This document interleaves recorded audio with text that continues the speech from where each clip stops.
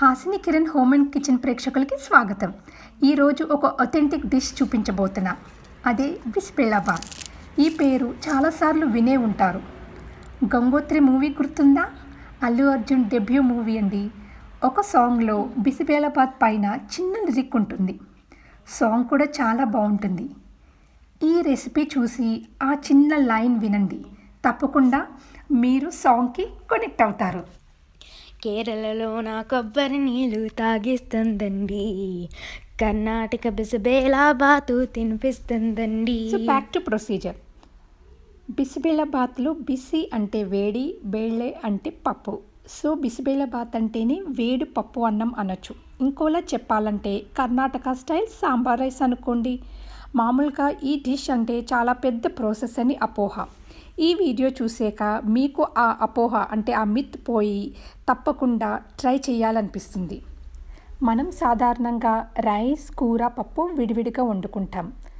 కానీ ఈ డిష్లో అన్నీ కలుపుకుని వండుకునే ఎక్సలెంట్ రెసిపీ ఇది.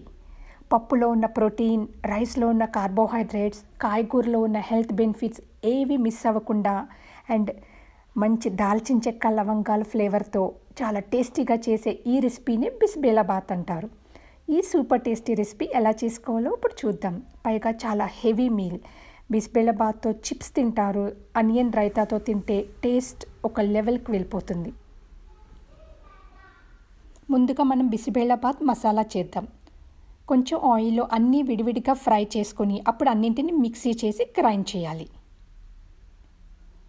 సో ఫస్ట్ ప్యాన్ తీసుకొని ఆయిల్ వేసి మెంతులు ఫ్రై చేసుకుందాం.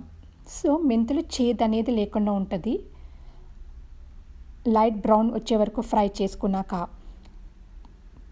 పచ్చిశనగపప్పు, చనా దాల్, మినప్పప్పు అంటే URAD దాల్ వేసుకొని ఫ్రై చేయాలి. ఆ తర్వాత దాల్చిన చెక్క, లవంగాలు, మిరియాలు. సాంబార్ రైస్కి మెయిన్ ఫ్లేవర్లో డిఫరెన్స్ వీటి వల్లే వస్తుంది. తర్వాత ధనియాలు, coriander seeds, red chillies 4 to 6 కారానికి తగ్గినట్టు వేసుకోండి.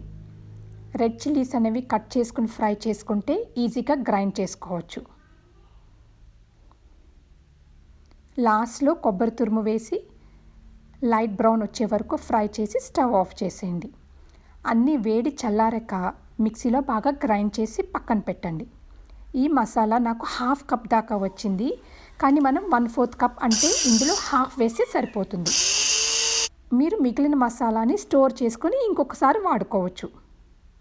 చూసారా, first and main ingredient ready అయిపోయింది. అన్నిటికంటే ఇంపార్టెంట్ ఇప్పుడు రేషియో నోట్ చేసుకోండి. 1 కప్ రైస్కి 1/2 కప్ కందిపప్పు అండ్ 1.5 కప్ వెజిటబుల్స్. ఇప్పుడు వాటర్ కూడా కొలిచి పెట్టుకుందాం. అంటే 1 కప్ రైస్కి 3 కప్స్ వాటర్ వేసుకోవాలి. 1/2 కప్ కందిపప్పుకి 1.5 కప్ వాటర్ పెట్టుకోవాలి. సో రైస్ని ఇప్పుడు ప్రెషరైజ్ చేసి కుక్ చేసుకుంటే రైస్ అనేది మీకు ఇట్లా సాఫ్ట్గా కుక్ అవుతుంది. మీరు కాయగూరలు తరిగే ముందు చింతపండును కొంచెం గోరువెచ్చని నీటిలో నానబెట్టండి. ఇప్పుడు కందిపప్పు కూడా 1 కప్కి 1.5 కప్ వాటర్ వేసుకుని ఇట్లా మెత్తగా కుక్ చేసుకోవాలి. మెత్తగా బాయిల్ అయిన తర్వాత ఇట్లా మ్యాష్ చేసి పెట్టుకోండి. So already 3 ingredients ready. ఇంకేంటి, కూరలు కుక్ చేసి అన్నీ కలిపి ఒక సూపర్ డిష్ చేయడమే. ఒక మందంగా ఉన్న ప్యాన్ కానీ కుక్కర్ కానీ తీసుకొని ఆయిల్ వేసి వేడి చేయండి. ఇప్పుడు పచ్చిమిర్చి, ఉల్లిపాయలు వేసి ఫ్రై చేయాలి. యూజువలీ ఈ డిష్ని no onion, no garlic dish అంటారు. వెజిటేరియన్స్కి అయితే చాలా పర్ఫెక్ట్ డిష్ అని చెప్తారు. ఆనియన్ షాలెట్స్ అంటారు. మనకి బుల్లి ఉల్లిపాయలు దొరుకుతాయి కదా, అవైనా కూడా వేసుకోవచ్చు వీటి ప్లేస్లో. చాలా రుచిగా ఉంటుంది. ఆనియన్స్ అనేవి ఇట్లా గోల్డెన్ బ్రౌన్ అయిన తర్వాత వెజిటబుల్స్ వేసుకోవాలి. ముందుగా చెప్పినట్టు 1 కప్పు రైస్, 1/2 కప్పు కందిపప్పుకి అంటే ఆ రెండిటికి ఈక్వల్ క్వాంటిటీలో వెజిటబుల్స్ అనేవి 1.5 కప్ వెజిటబుల్స్ తీసుకుని రెడీ పెట్టుకోవాలి. So French beans, carrots, green peas అంటే పచ్చి బఠానీ, గ్రీన్ పెప్పర్, ఇంకా పొటాటో అంటే బంగాళదుంప వేసి ఓ 5 మినిట్స్ వరకు కూడా ఫ్రై చేయాలి.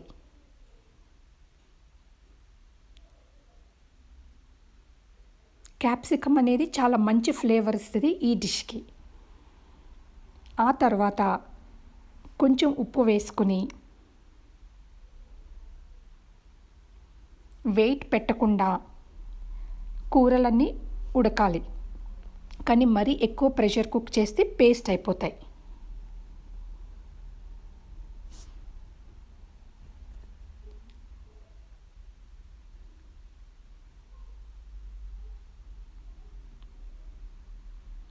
ఇప్పుడు lid after 5 or 10 minutes lid open చేసుకుని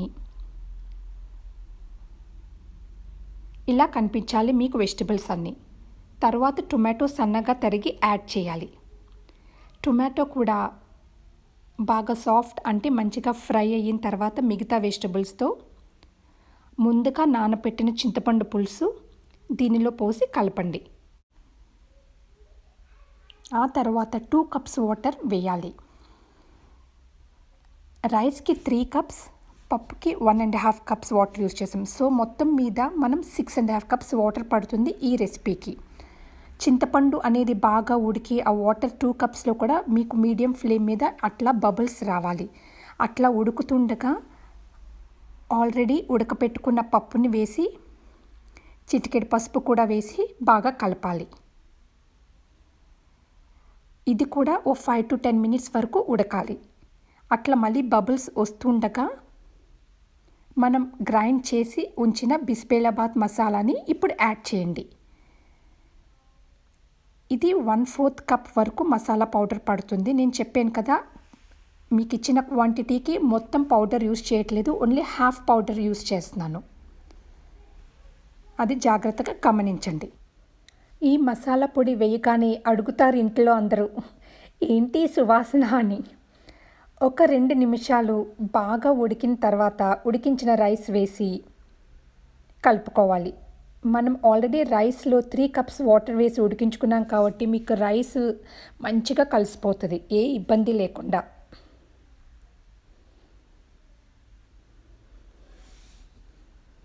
ఉప్పు రుచికి సరిపడా వేసి బాగా కలుపుకోండి. ఇప్పటిదాకా చేసిన ప్రాసెస్ కన్నా ఇప్పుడు చేసే ప్రాసెస్ మీదే డిష్ ఇంకో లెవెల్కి వెళ్తుంది. అదే తాలింపు. బటర్ కానీ నెయ్యి కానీ వేడి చేసి అందులో ఆవాలు వేయండి. అవి చిటపట్టలాడుతుంటే జీడిపప్పు, కరివేపాకు వేయాలి. జీడిపప్పు రంగు మారే వరకు ఫ్రై చేసి స్టవ్ ఆఫ్ చేసి ఇంగువ వేయాలి. ఈ తాలింపు నెయ్యితో పాటుగా బిసిబేలాబాత్ మీద వేసేయండి.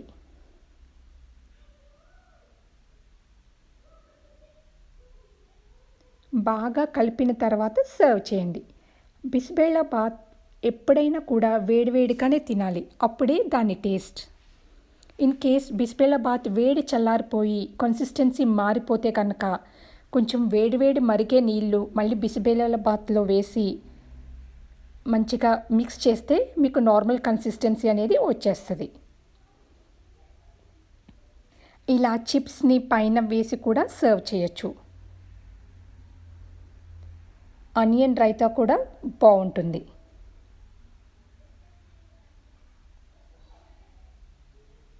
అట్లా చిప్స్ మంచిగా క్రిస్పీ చిప్స్ వేసుకుంటే చాలా పెద్ద ప్రాసెస్ అనుకున్న ఈ రెసిపీ హాయిగా అయిపోతుంది, హాయిగా ఎంజాయ్ చేస్తారు.